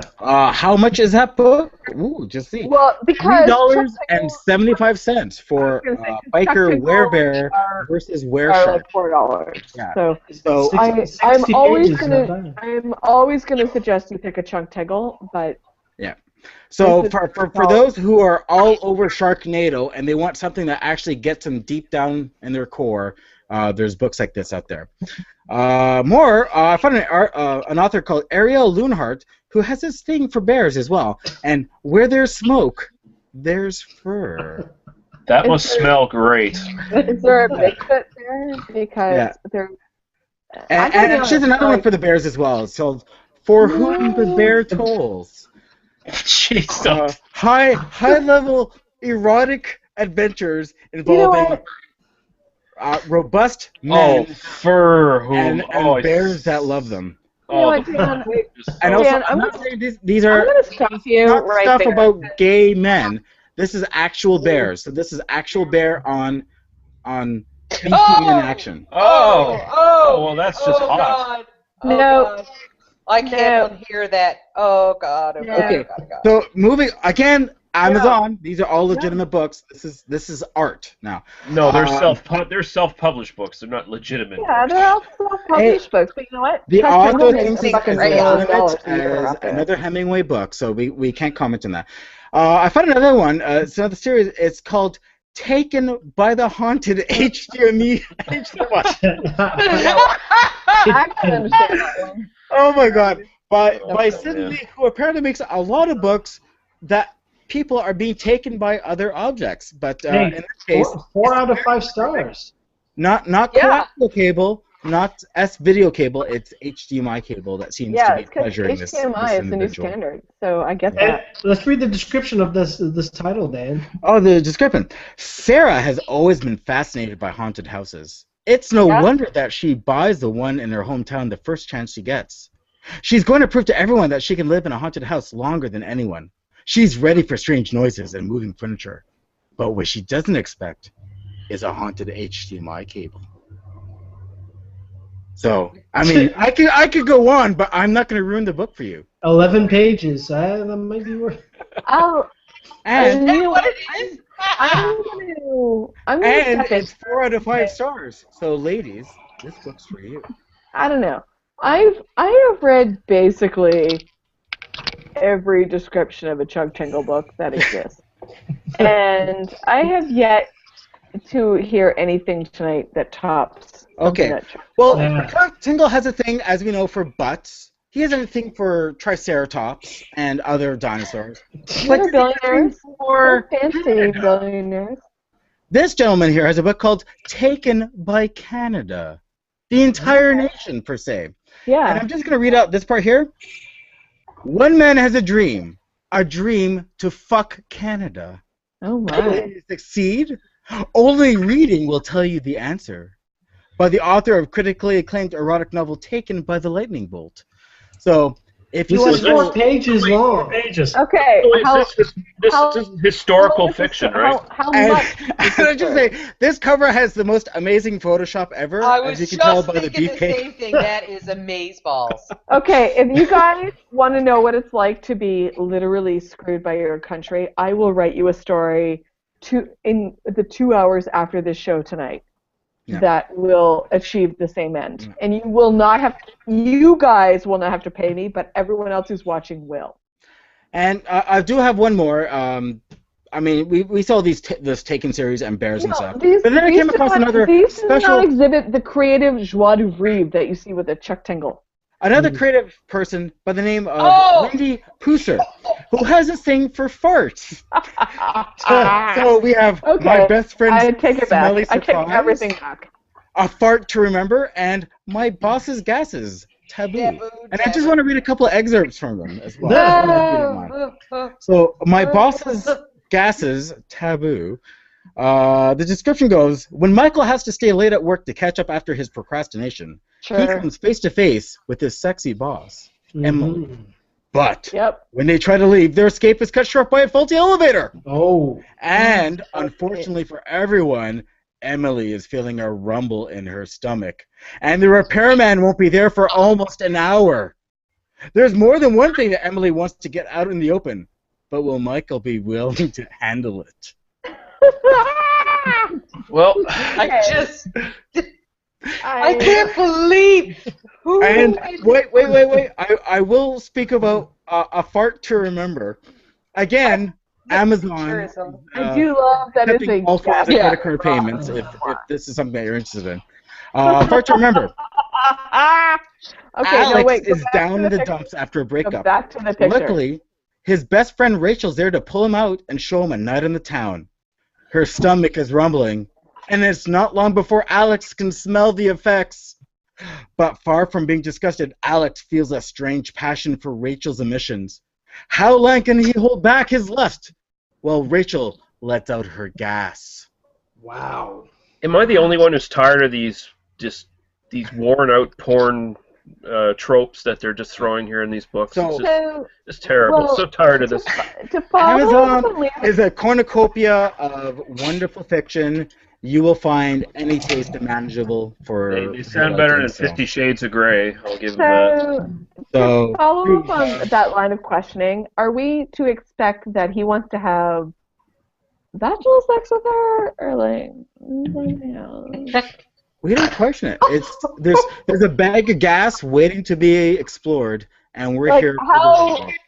how like freak-tastic is this guy? So sorry. This is what I have for this week. I hope you enjoyed it. Again, Amazon is an amazing store for amazing literature and all of its art. Read me Chuck Tingles, because I have dined out on that for literally like a smooth 10 days. Because I will continue to do so, because nothing will ever top Bigfoot sommelier butt tasting.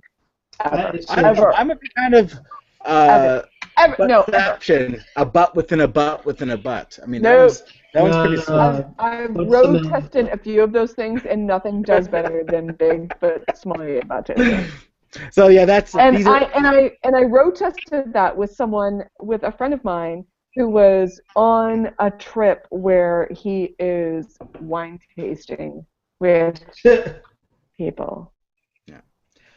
So we're not all Chuck Tingles, but everyone wants to be. So I just got some more books that I can show off for that. Chuck Tingle is my number one unemployment option right now. Like, I just want to become the Canadian Chuck Tingle. Most of my things have to do with maple syrup and inanimate objects. Maple syrup. By the way, if you ever spend some time on Amazon, just do a search on taken by ... And you'll be amazing how many things you can be taken by. I don't want to be taken by any of those things. Perhaps you can be taken by a Bigfoot sommelier. Who do we know? He sounds like he's pretty done. Let's do Cards Against Humanity.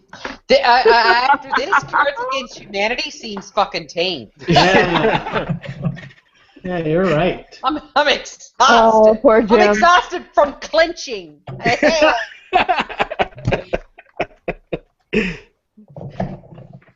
Well, I'm so glad that I got the card that I did tonight. Then.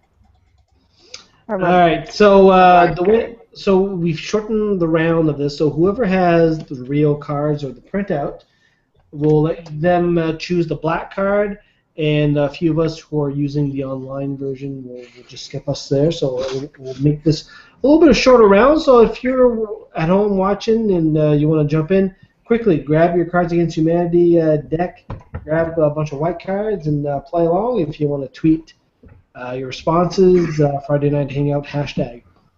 Everybody get their cards all peeled out, or who has cards to actual physical cards tonight? Me. Okay, so we'll have 4 rounds. Let's start with Dan. All right, so I have, when I was tripping on acid, blank turned into blank. So, when I was tripping on acid, blank turned into blank. All right. So we're supposed to draw 2 cards for that, right? That would be a 2-carder Yeah, for those 2 cards. playing at home on the home game. And if Okay. you have something like elevator and really bad gas, that would be awesome. That would be incredibly relevant. So. Yes. So again, when I was tripping on acid, blank turned into blank. Jim? Yeah. I got I'm good. We're good. I got the invisible hand that turned into masturbation. Oh. Those are the cards I got. Got to play the cards I got. Who's Yeah. next? Fate decides. I picked 2. All right, All right, Carrie, what do you got, Carrie? Here, I'll read out for you. When I was tripping on acid, blank turned into blank. Winking at old people. Turned into Oh. Turn into what? friends with benefits. See, Oh, this is how that woman's getting kicked out of the UK. This is a downward Ah, spiral. yeah. All right, Krista's turn. Okay. Dan, tee me up. When I was tripping on acid, blank turned into blank. When I was tripping on acid, hopping back and forth forever turned into Dorito breath. Funny enough, that could have been swapped. Yep. Yes, indeed. All right, we got Lee here. So Dan, let's tee up Lee. When I was tripping on acid, blank turned into blank.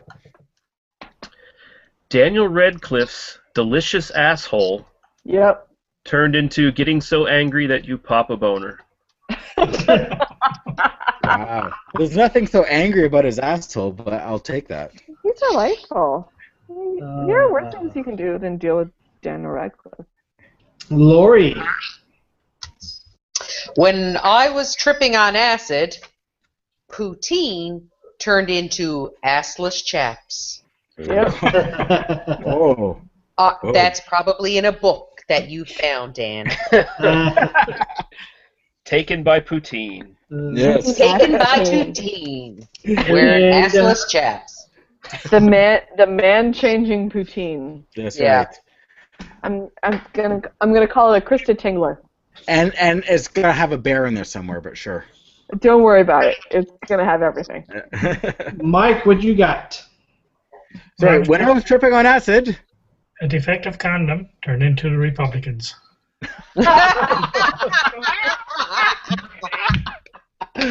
winner!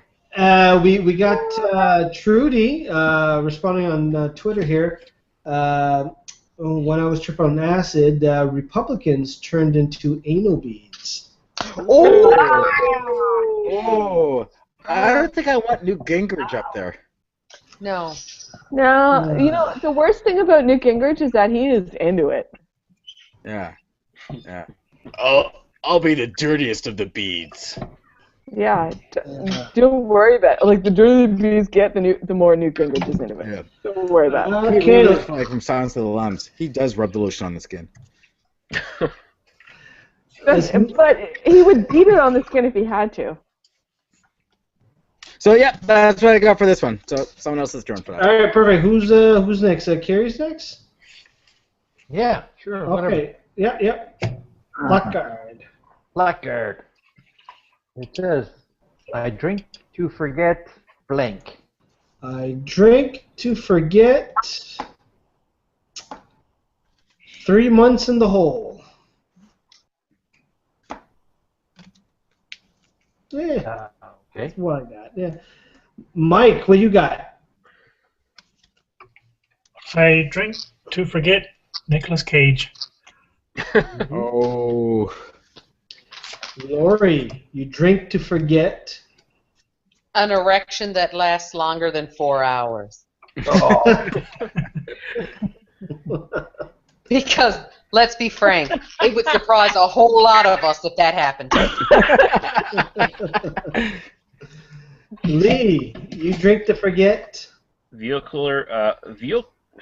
Okay, I'm not going to even pick that Vehicular? one. Yeah, manslaughter. All right. Krista, you drink to forget. Yeah. Christopher Walken. Christopher. Oh. Solid. And Dan, you drink to forget. 3 dicks at the same time. Oh, God. I'll be back in just a second. Okay. I'm taken. All right. So Krista's next with the black card. Oh, yes. I'm so sorry, but it's well after 11 o'clock. Atlantic. When all else fails, I can always masturbate to blank. All right, I got one. When all else fails, I can masturbate to Miley Cyrus at 55. Nope. Carrie. Read the room. What do you got, Carrie? I got burning down the White House. Ha! Lee, what you got? A live studio audience. Lori. Some goddamn peace and quiet. Yeah, that's what I'm talking about. That stuff, yeah, whatever. And Mike. The Kool-Aid Man. Oh, yeah! Oh yeah. Oh, yeah! Awesome. And we'll do the last round, which is with Lori. I know it's reversed. What is Batman's guilty pleasure? What is Batman's guilty pleasure? Batman's guilty pleasure, laying an egg. Well, that's not entirely impossible. Because he's Batman. He's Batman. Kiri, what do you got? I got this one here. It says, dropping a chandelier on your enemies and riding the rope up. There you go. Hey. That's pretty elaborate. Lee, what do you got? Same-sex ice dancing. Robin, right? Could be. Mike? Batman's, what was it? Guilty pleasure. Tentacle porn. Oh, that sounds good. Porn's a good one. Dan, the question is, what is Batman's guilty pleasure? Krista, your answer? Hey, fat bald man on the internet. Yeah. Dan, what is Batman's guilty pleasure? A homoerotic volleyball montage. Oh, That's pretty original. that's not just his. On Twitter, Trudy. Tingle, get on that. On Twitter, Trudy on Twitter had a monkey smoking the cigar. There you go. There you go. That Batman, he's always up to something. All right, perfect. Well, that's it. That's the round of Cards Against Humanity. Fantastic. Always a lot of fun. But yeah, you're right, Lori. After the whole Dan segment of books there, this round seemed very tame. But I will say that I have now, once this is all over, I am going to have to go on to that Amazon and figure out what, I missed the last hangout, figure out what the hell has gone on with this publishing company. Go just take Lori? a look at Chuck Tingle's collected works, and that's enough that you need to know. Yeah, you have missed a little with the Chuck Tingle's collected works. but we are getting together tomorrow night to play That's Cards right. Against Humanity. So you have one day Yeah. to recover your To game. read up. Yeah. So this will be good pancake supper talk. We're going to one we're of gonna those pancake suppers. So we'll talk about that in the church, church hall. we're gonna take it to the next level after the church hall. There you go. All right, our last segment of the night here which is the Wayback Machine. We're going way back to 1983. Damn, son. 1983. Is that when Total Eclipse of the Heart came out? Because I feel like that's when that came out. Sir, Owners of a Lonely Heart? No, Total Eclipse of the Heart. Come on. Oh. Well, I don't know. Only Owners of a Lonely Heart might be the same time frame. No, they're different things entirely. I don't know, Bonnie Tyler here. All right, let's take a quick look at. It was number 6.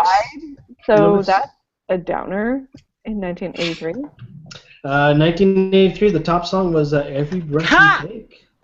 Owners of a Lonely Heart by Yes, 1983. Booyah. It's not the best song that happened that year, though. But it just so happened to be the same year. Stray Cats were starting to do their thing in 1983. With the Stray Cat strut? Mm-hmm. Yeah. Kajagoogoo.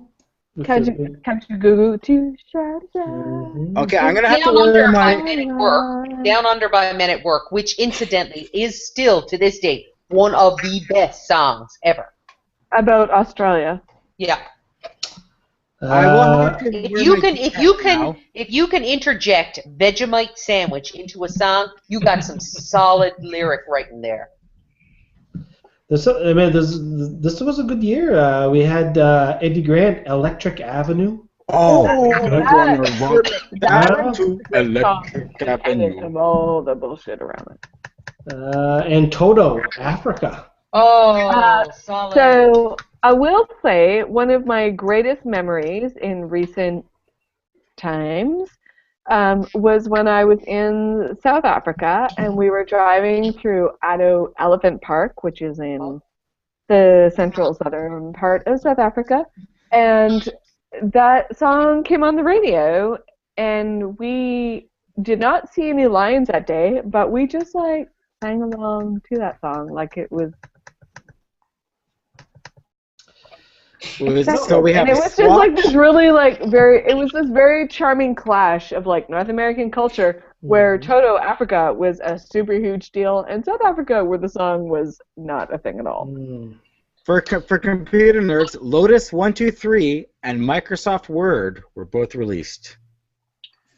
Wow. For moviegoers, Scarface, awesome movie, and The Outsiders. Along with whoa! You forgot the big one. Star Wars Episode Return of the Jedi. Oh, that's Return of the fun. Jedi. Yeah. And Tootsie. Tootsie. Tootsie! Superman 3. Oh, Don't worry about Superman 3. Octopussy. Christine. Don't worry about Octopussy. Christine is very cool and scary. Risky business. Lionel Richie. Really? Yeah. All Night Long by Lionel Richie came out that year. Yeah. But All Night Long by Lionel Richie is like a philosophy, not just. Beat It and Billie Jean by Michael Jackson. No. Yeah, I think that because that's when the Thriller album was really hot. I think in 83, wasn't it? No, Thriller. Well, 1983 is when Thriller was released. Oh, okay. And unfurled upon an unsuspecting public. here's a good one. Kim Jong-un was born. Oh, Jesus. Duran Duran had their big year. They had a number of songs. I have such a soft spot for Duran Duran. I have an still incredibly soft spot for Duran Duran. And in fact, if 2 of the 5 members of Duran Duran came by my house today and went yeah, let's do it, I'd be like, Can you name one of them at least? I can name all 5 of them. Don't worry about it. Okay, go ahead. Go. Okay, John Taylor. Uh-huh. Andy, Uh-huh. Roger Taylor, The Simon lead, LeBlanc, Nick Rhodes. Oh, you got Deal it. with it. the lead. Simon LeBlanc is the lead singer. Thank you. John Taylor is the lead hot guy. Roger Taylor is the lead rhythm guy. Andy Taylor is the lead guy who thought he was better than the band. And Nick Rhodes was the guy that wore all the makeup. This is not even an issue. My Duran Duran knowledge is not what is at issue here. Don't worry about it. I know everything about Duran Duran. U.S. invades Grenada, whatever you want to call it. Yeah, Grenada. you know what? Duran Duran was still chilling it. Don't worry about it. Maybe they also invaded Grenada. I was just looking Alright. at some statistics, cost of living in 1983, and this is based in U.S., but the average income per year was $21,000. What? And the average cost of a new home was $82,600, and the median price of an existing home was $70,000. And average monthly rent was $335. Imagine. You could buy a Dodge Ram truck for $5,600. But you can get a Volkswagen Rabbit for $6,900. I know. It's crazy, eh? Well, back in '83, I wasn't thinking about trucks. I was thinking about Saturday morning cartoons. Yeah, me too. I was only 11. Dungeons and Dragons. Oh, Mr. T. Pole position would be one too. Benji, Zax and the Alien Prince. Fat Albert was finishing their run. Benji, that was like an American thing. The only thing that we care about is the Littlest Hobo. Let's see what else we got. The Monchichis. Oh, the Monchichis. Oh, God, yeah. Holy shit. What was that, Mike? The 18. Oh! Yeah, the 18. And it was last year for MASH. After 11 years, 251 episodes. Yeah. Trivia question. Who was our Prime Minister in 1983? Was it what, Trudeau? Rooney? Pierre Trudeau. Trudeau. I think he got elected in 82. Culture Club was big back then. Rod Stewart. David Bowie. Saturday morning, we also had the Dukes morning cartoon. And Duke Boys. The Duke. Hey, TV shows. We had some good TV shows. We had Inspector Gadget started in '83. No, really? By Dick? He-Man and the Masters of the Universe. Wow. Filmation. The classic Manimal TV show. Manimal. Just breathe deeply. You're a strange manimal. For those who don't remember, Manimal, just look up on YouTube Manimal transformation. We'll bring it back. But be careful if you're doing that at work, because I feel like that could result in some. Like, actually, you know what? Don't. It's like rewatching A-Team. Don't rewatch the A-Team. Do yourself a favor. Just don't. Scarecrow and Mrs. King. I like that Really? show. I was a little bit too young for that show, and I did not quite appreciate the appeal of it. I love Bruce Boxleitner and Hardcastle McCormick era. Would that also fit in there? Yeah. Or Hunter? Hunter. Hunter was later. That was a different show, though. Yeah, Hunter. Yeah, That was the sole J. Steve Canning guy. Stephen J. Cannell? Yeah. Yeah, because was T.J. Hooker around that time too? I think it's a little late for T.J. Hooker. Don't see it here on my list, but I wouldn't be surprised. It might have been a bit later.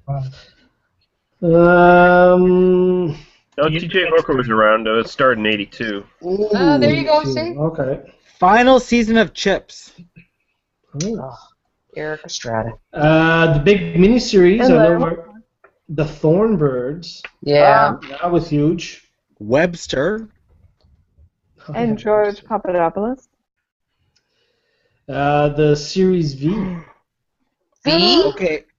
Yeah, I did not care for that show. So. Okay, everyone. The most important show ever, Reading Rainbow. Oh, yeah, okay. Started in '83, yeah? The internet started in '83. Yep, ARPANET. Started using IP or protocol. TCP/IP, whatever that is. Flashdance. You're right, Trudy. Flashdance was 1983. I think, yeah, it's okay. The more important discovery is about Flashdance than the ARPANET and The labels. Because that's when you had like the torn sweatshirt off the shoulder sweatshirt. You know what? It doesn't even matter. I would wear that today. I would wear that right now. Oh shit! The V miniseries kill was in 1983. Yeah. That's what I was saying there. Yeah. That was good. Yeah. No, 83 ended up being a pretty good year for TV shows. Wheel of Fortune. So, good days, good times, good times. Oh, anyway, with that, I think we've exhausted the 83. Yeah, I think we've just relived 1983 in the past 10 minutes. Let's, if anybody has any new comments from whatever they're monitoring there. Oh, Dan disappeared. Anything on Twitter, Krista, Lori? No, I'm getting some pretty serious support from my love of Duran Duran, so I'm just going to drink that in for a little while. Sounds good. And Lee, anything on your end of things? Or? I sort of closed my tab. So. Okay, that's okay. And the show. And Dan, you jumped out, but you're back in. Yeah, sorry about that. Yeah, if you asked me to check YouTube, I that got closed. You were too excited about reading Rainbow, weren't you, Dan? Yeah. Well, no, it's just I got. You did not focus on the weird gassy women in elevators. I got to read more. Taboo. Hey, Dan, we're doing just a fun little round of comments here. Is there anything on YouTube? Sorry, yeah, that whole browser just got crashed on me. So I got some here because some came through on the Google Plus here. Our friend Greastain, he jumped online here, and whatever conversation we had about half an hour ago, I kind of forget, but commented on that. But he was commenting here how it was a full house with the panel tonight. He mentions that he was born in 1983. What? Okay, now I officially feel old. Thank you. I feel more old than. Well, I don't think I feel more old than Dan, but I feel as old as the vicinity of Dan as a result of this revelation. What does that mean? Like in orbit? I mean, I think in like my mind, you're still like a lot older than me. But okay, how old am I? I think you're like 1,000 years old. Oh my god. Something about 1983. Yeah, I think you were born in like 1893. 74. No, that doesn't sound right. Okay, I do have YouTube comments if you want them now. Yes, let's go with that. All right, I got some from Greastain. I checked Junior, in quotes. The baggage handler wasn't fired, but he's not allowed to work on Alaskan airplanes anymore. So he's gonna like take a nap in another brand? I don't know. He's moving along. He's like Benji. Yeah. That guy has a job forever. You do not have to worry about him ever again. I actually got a bunch from Greastain. The whole glamping thing is weird. The more junk you carry, the less fun camping is. Yeah. He also says, to be fair, Krista, manual labor is tiring. But it's awesome. I love it. Yeah. And I remember seeing that Benji movie and being completely unimpressed because I figured the Littlest Hobo would have handled shit way better. And well, Benji is an asshole. The Littlest Hobo is the real deal. The Littlest Hobo knows what time it is, regardless of what time zone you're in. And that is the shit. Yeah, so it's just a bunch of Greastain that we have there for that one. So we'll wrap up Google or YouTube that way. Yeah, excellent, good stuff. And with that, we're going to wrap up another hangout. Hey, we're like major overtime tonight, but it was a great topics. Yes. And Jim, I moved on to beer number 4. Holy moly. Woo! He's So gonna have Hell to like Bay wake Brewing up until Company, Hell Bay Sunday. English Ale, just promoting that. No Yum, yum, yum, yum. responsibilities on Saturday, man. Man, you can tell somebody is able to sleep in on Saturday. Yeah. You know what? But the difference is, I know I can sleep in tomorrow, and I do not feel like Dan has the same abilities. Right now, everyone sounds like they're coming from an Atari video game, so I can't understand a word you're saying. And your internet connection is fine. It's just It's you, Dan. It's you. beer number 4. It's Yeah. knocked you on Sorry, your ass. 001010011001110. All right, people who are watching, thank you for watching. Just a reminder, replay will start soon, and if you want to listen to the best of, I have a long day tomorrow to cut this up to the best of. So sorry, Jan. Yeah, we're going to take it from 3 hours down to 22 minutes. 22. Well, I have a feeling this is going to be a 45-minute show here. So, All right. but subscribe if you're listening to podcasts, or if you don't know much about Keep podcasts. the whole books in there. They need to know about these books. Amazon is the books are in. So you can listen to the show. Just do a search Avoiding Chores or Friday Night Hangouts on your iTunes, Stitcher, Downcast, whatever podcast, whatever you use for podcasts, or go to the website. You'll be able to download the MP3s and enjoy it that way. I'd like to thank the panel. Great stuff again for another week. And we'll do this again next Friday. Krista, what do we got? Good meeting! Good meeting. Good meeting. Good meeting.